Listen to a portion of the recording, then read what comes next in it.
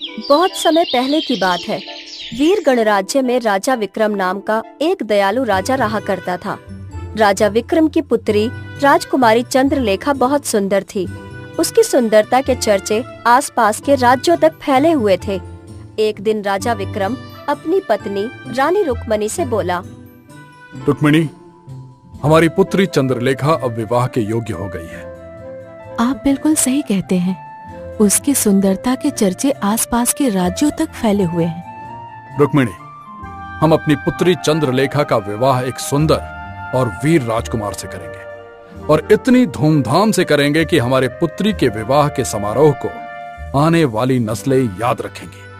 मुझे लगता है कि एक बार हमें अपनी पुत्री से पूछ लेना चाहिए। तुम कहना क्या चाहती हो? यही कि आखिर हमारी पुत्री राजकुमारी चंद्रलेखा किस राज्य में किस राजकुमार से विवाह करना चाहती है। तुम सही कह रही हो। मैं अभी और इसी वक्त चंद्रलेखा से बात करता हूँ। इतना बोलकर राजा विक्रम चंद्रलेखा के कक्ष में चला गया और चंद्रलेखा की ओर देखकर बोला, चंद्रलेखा, अब तुम विवाह के योग्य हो गई हो। अगर तुम्हारे मन में कोई भी राजकुमार बसा हो तो तुम मुझे बेधड़क बता सकती हो। अपने पिता की बात सुनकर राजकुमारी चंद्रलेखा शर्माती हुई बोली, पिताजी, आप जिससे मेरा विवाह तय करेंगे मैं उसी के साथ विवाह करूंगी, परंतु मेरी एक शर्त है। कैसी शर्त? पिताजी, मैं विवाह उसी के साथ करूंगी जिसने विचित्र नील नगरी को अपनी आंखों से देखा हो। ये सुनकर राजा विक्रम बुरी तरह से आश्चर्य में पड़ गया। ये तुम कैसी बातें कर रही हो राजकुमारी चंद्रलेखा? इस तरह की नगरी के बारे में तो मैंने भी आज तक नहीं सुना। पिताजी, पिछले कुछ समय से मैं अपने सपने में एक विचित्र नील नगरी को देख रही हूँ, जो बहुत सुंदर नगरी है। जब भी सपने में मैं अपने आप को नील नगरी के राज्य में पाती हूँ, तो मुझे वो सपना बिल्कुल वास्तविक लगता है और मुझे विश्वास है कि इस तरह की नील नगरी इस दुनिया में कहीं न कहीं मौजूद है। मैं तुम्हारे सपने का सम्मान करता हूँ राजकुमारी चंद्रलेखा, परंतु अगर इस तरह की नगरी संसार में नहीं हुई तो क्या तुम कभी विवाह नहीं करोगी? अपने पिता की बात सुनकर राजकुमारी चंद्रलेखा अटल अंदाज में बोली, नहीं पिताजी, तो फिर मैं विवाह नहीं करूंगी। मैं विवाह केवल उसी व्यक्ति के साथ करूंगी जिसने विचित्र नील नगरी को देखा हो, फिर चाहे वो राजकुमार हो या फिर कोई आम नागरिक। अपनी पुत्री की बात सुनकर राजा विक्रम उसके कक्ष से बाहर आ गया। वो जानता था कि उसकी पुत्री राजकुमारी चंद्रलेखा बहुत ही जिद्दी किस्म की थी। राजा विक्रम तुरंत अपने मंत्री भैरव सिंह के पास जाकर उसे सारी घटना बताते हुए बोला, तुम जानते हो कि राजकुमारी कितनी जिद्दी है? इस बात को तो सारा राज्य जानता है महाराज। जाओ, जाकर आसपास के राज्यों में ऐलान करवा दो और हमारे राज्य के आम नागरिकों में भी ये ऐलान करवा दो कि जिसने भी विचित्र नील नगरी को अपनी आंखों से देखा हो वो सीधा मेरे महल में आ जाए। मैं अपनी पुत्री चंद्रलेखा का विवाह उस व्यक्ति से कर दूंगा। ये कैसी बातें कर रहे हैं महाराज? राजकुमारी चंद्रलेखा की शर्त बेतुकी है। अपनी जुबान को लगाम दो भैरव सिंह। तुम अच्छी तरह से जानते हो कि मेरी पत्नी की वर्षों से कोई संतान नहीं हुई थी। राजकुमारी चंद्रलेखा को एक साधु ने हमें भेंट स्वरूप दिया था। जब राजकुमारी चंद्रलेखा छोटी थी तब से हमने उसकी हर जिद पूरी की है। हम उसकी ये जिद भी पूरी करेंगे। हम उसकी आंखों में आंसू नहीं देख सकते। राजा विक्रम का आदेश सुनकर मंत्री भैरव सिंह ने ऐसा ही किया। कुछ ही दिनों में ये खबर आसपास के राज्यों में जंगल की आग की तरह फैल गई। मगर सभी राजकुमारों ने विचित्र नील नगरी के नाम से अपने हाथ खड़े कर लिए, क्योंकि उन सब ने उस नगरी को देखना तो बहुत दूर की बात, उस नगरी का कभी नाम तक नहीं सुना था। राजा विक्रम के राज्य में भी ये चर्चा जोरों शोरों पर थी। वीरगढ़ राज्य में ही आदित्य नाम का सुंदर नौजवान व्यापारी भी रहा करता था। आदित्य दूसरे राज्य से अपने घर पर आया ही था कि तभी उसकी माँ रूपमणि उसे बोली, पहले तो तू व्यापार के सिलसिले में जब इस राज्य से बाहर जाता था तो कुछ दिनों में लौट आता था, लेकिन अब तो तुझे लौटने में महीनों का समय लग जाता है। माँ, व्यापार धीरे धीरे आगे बढ़ता जा रहा है और मैं चाहता हूँ कि मैं अपने पिता के व्यापार को अपने देश के अलावा विदेश में भी स्थापित करूँ। तेरे पिताजी भी बिल्कुल तेरी तरह थे। अच्छा, वो सब बातें छोड़। देख, मुझसे अब बुढ़ापे में ये सब घर का काम नहीं होता। आप चिंता क्यों करती हो माँ? मैं घर पर नौकरानी रख लेता हूँ। अरे बुद्धू, मेरा कहने का मतलब ये है कि तू विवाह करके बहू को घर ले आ। बहू जब घर आ जाएगी तो उससे बातें करने में मेरा भी समय कट जाया करेगा। ये सुनते ही आदित्य हंसते हुए बोला, अच्छा माँ, जब मैंने राज्य में प्रवेश किया तब मैंने एक अजीब खबर सुनी। कैसी खबर? मैंने सुना है कि राजा विक्रम की पुत्री चंद्रलेखा ने विवाह की एक शर्त रखी है। शर्त के अनुसार जिसने भी विचित्र नील नगरी को देखा है वो उसी के साथ विवाह करेंगी। हाँ हाँ, तूने बिल्कुल सही सुना है। मुझे नहीं पता था कि राजा विक्रम की पुत्री चंद्रलेखा एक मूर्ख स्त्री होगी, क्योंकि इस तरह की नगरी तो है ही नहीं। उसे जीवन भर कुंवारा ही रहना पड़ेगा।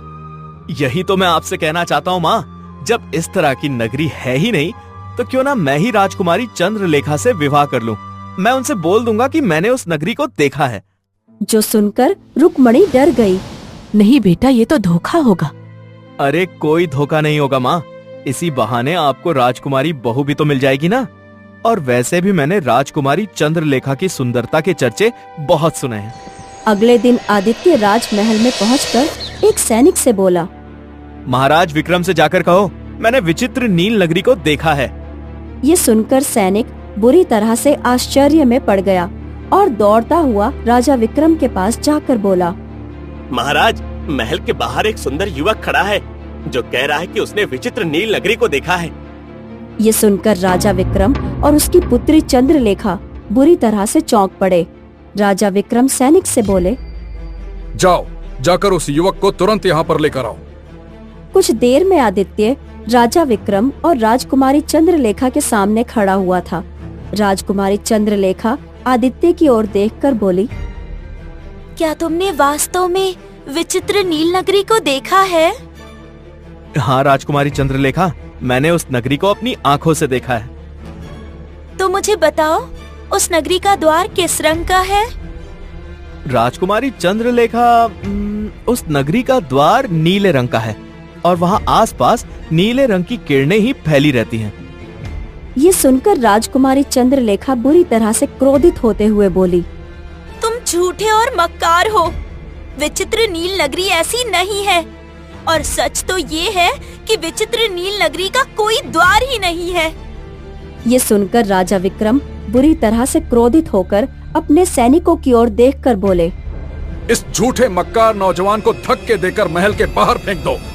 सैनिकों ने तुरंत आदित्य को महल से बाहर फेंक दिया। आदित्य अपने कपड़ों से धूल झाड़ता हुआ अपने आप से बोला, आज तो बहुत ही ज्यादा अपमान हो गया। अगर ये बात माँ को पता लग गई तो वो मेरे बारे में क्या सोचेंगी, और अगर ये बात किसी और को पता लगी तो सारे राज्य के लोग मेरा मजाक उड़ाएंगे। अब तो बात मेरे आत्मसम्मान की है। चाहे कुछ भी हो जाए, मैं विचित्र नील नगरी में घूम कर आऊंगा और राजकुमारी चंद्रलेखा से विवाह करके उसे अपनी पत्नी बनाकर ही घर लौटूंगा। इसके लिए मुझे घने जंगल में तपस्या कर रहे साधु महाराज की मदद लेनी होगी, जिनके बारे में अक्सर मेरी माँ मुझे बताया करती है। इतना बोलकर आदित्य अपने घोड़े पर बैठकर घने जंगल की ओर निकल पड़ा। वो काफी देर तक अपने घोड़े को घने जंगल के अंदर दौड़ाता रहा। जब आदित्य थककर चूर हो गया तो अपना घोड़ा रोककर वो अपने आप से बोला, आखिर साधु महाराज है कहाँ? वो नजर क्यों नहीं आ रहे? तभी आदित्य की नजर एक घने वृक्ष के नीचे पड़ी। वृक्ष के नीचे एक साधु बैठे हुए थे। आदित्य तुरंत साधु महाराज की ओर चल पड़ा। साधु आदित्य की ओर देखकर बोले, देखने में तो तुम एक व्यापारी लगते हो। तुम्हारे जैसे व्यापारी का इस जंगल में क्या काम? आदित्य सारी घटना बताते हुए साधु से बोला, साधु महाराज, मुझे बस विचित्र नील नगरी का पता लगाना है। आप मेरी सहायता कीजिए। मुझे बताइए कि ये विचित्र नगरी कहाँ है। आदित्य की बात सुनकर साधु पूरी तरह से चौंकता हुआ बोला, इस तरह की नगरी के बारे में तो मैंने कभी सुना ही नहीं। तो फिर मैं कैसे बता सकता हूँ कि वो इस संसार में कहाँ है? मुझे लगता है कि राजकुमारी को विवाह नहीं करना, इसलिए वो इस तरह की शर्त रख रही है। नहीं साधु महाराज, मैंने राजकुमारी के चेहरे को बहुत गौर से देखा है। मुझे उनके चेहरे पर सच्चाई नजर आ रही थी। मुझे पूरा विश्वास है कि इस तरह की नगरी इस संसार में कहीं ना कहीं तो जरूर मौजूद है। आदित्य की बात सुनकर साधु बहुत गहरी सोच में डूबता हुआ बोला। इस जंगल के अंदर एक मायावी जंगल है। कहते हैं उस जंगल में मायावी प्राणी रहते हैं जो इंसानों की आवाज में बातें करते हैं। उस मायावी जंगल में एक साधु का वास है। अगर विचित्र नील नगरी का कोई पता बता सकता है तो केवल वही साधु महाराज बता सकते हैं। लेकिन मैं तुम्हें एक बात बता दूं, उस मायावी जंगल में आज तक कोई भी गया है वो जीवित बचकर वापस नहीं आया। बात मेरे आत्मसम्मान की है साधु महाराज, और मैं अपने आत्मसम्मान के लिए बड़े से बड़ा खतरा मोल लेने के लिए तैयार हूं।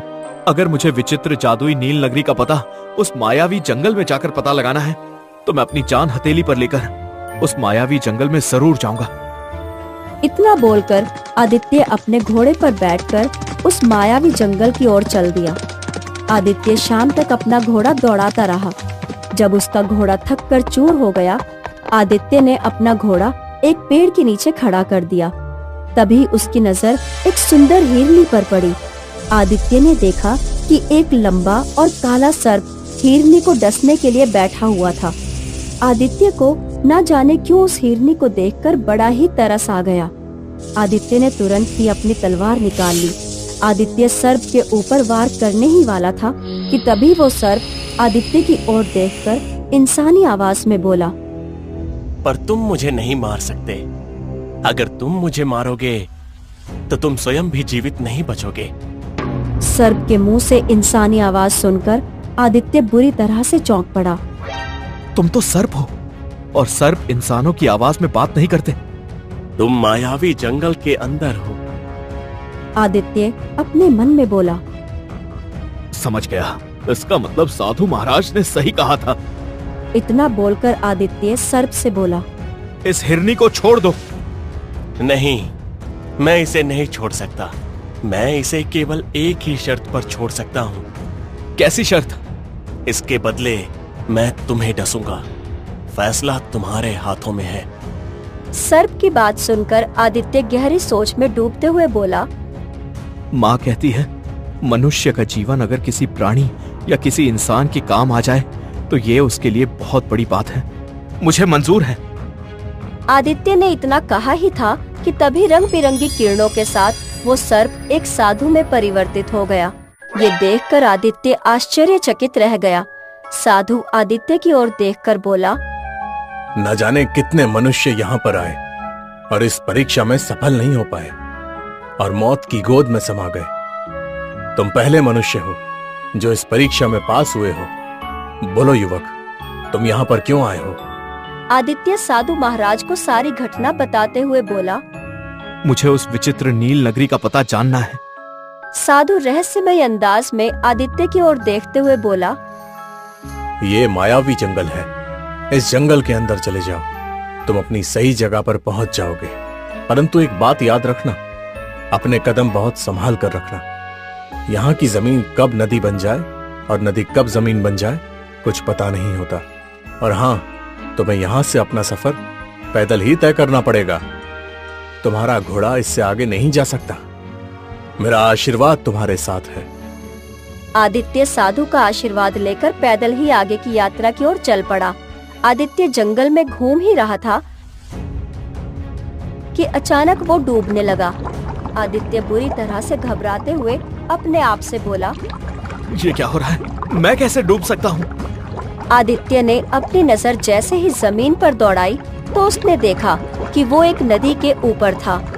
आदित्य उस नदी से बाहर निकलने के लिए अपने पैर फड़फड़ाने लगा, मगर नदी का पानी आदित्य को पूरी शक्ति से नीचे की ओर खींच कर ले जा रहा था। आदित्य नदी के अंदर बेहोश हो गया।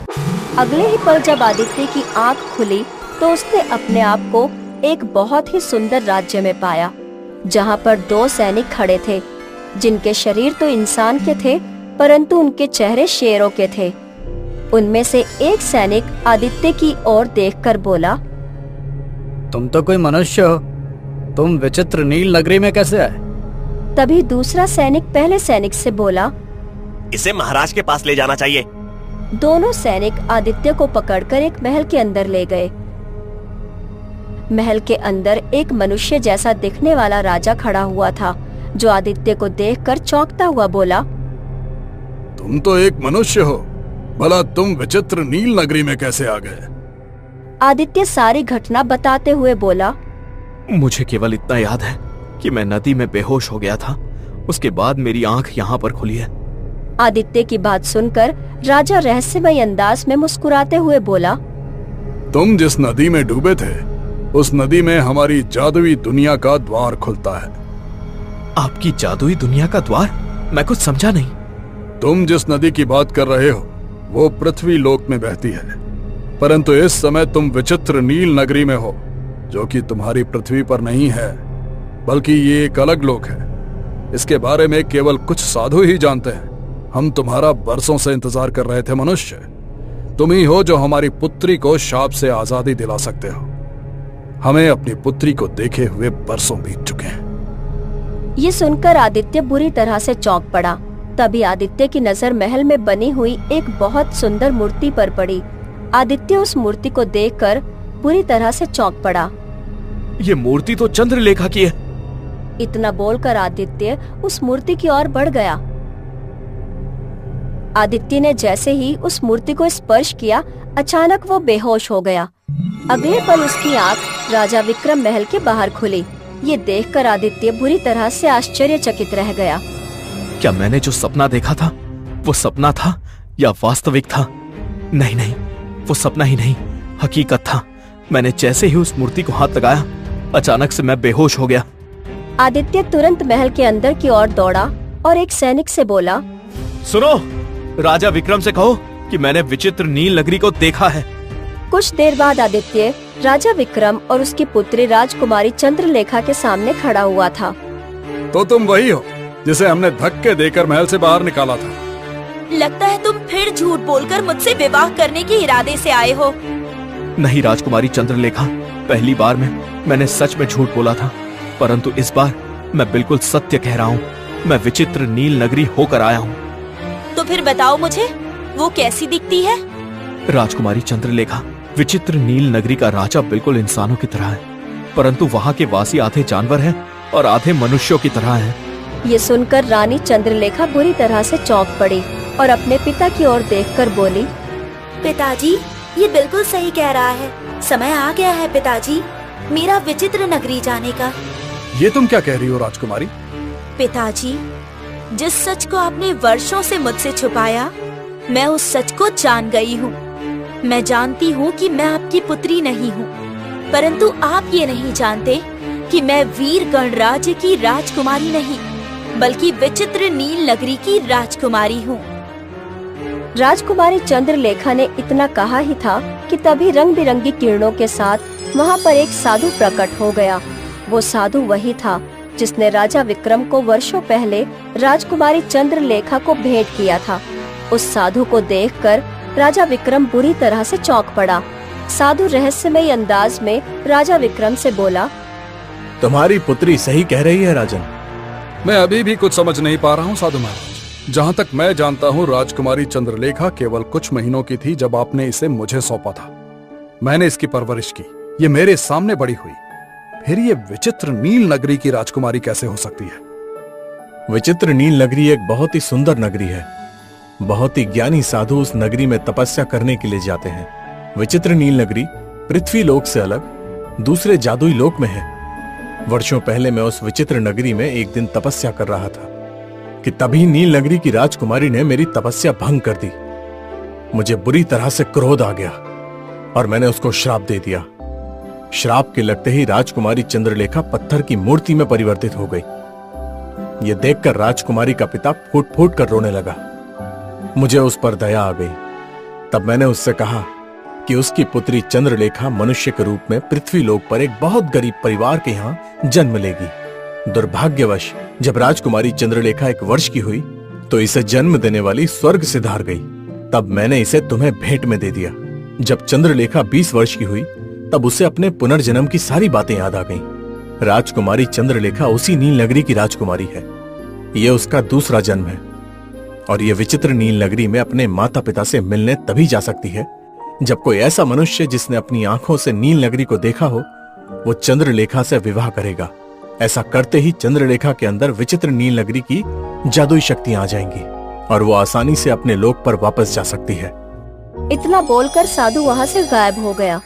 राजा विक्रम ने राजकुमारी चंद्रलेखा का विवाह धूमधाम से आदित्य से संपन्न कर दिया और रोते हुए अपनी पुत्री चंद्रलेखा की ओर देखकर बोला, तुम्हें तुम्हारे पुनर्जन्म की बातें याद आ गई हैं राजकुमारी। अब तुम यहाँ से चली जाओगी। नहीं पिताजी, मैं केवल कुछ समय के लिए विचित्र नील नगरी में अपने माता पिता से मिलने के लिए जाऊंगी। वो काफी वर्षों से मुझे देखने के लिए तरस रहे हैं। उसके बाद मैं पृथ्वी लोक पर ही अपने पति आदित्य के साथ रहूंगी। इतना बोलकर राजकुमारी चंद्रलेखा सुनहरी किरणों से वहाँ से गायब हो गई और कुछ दिनों बाद वो पृथ्वी लोक पर वापस आ गई और अपने पति आदित्य के साथ खुशी खुशी रहने लगी।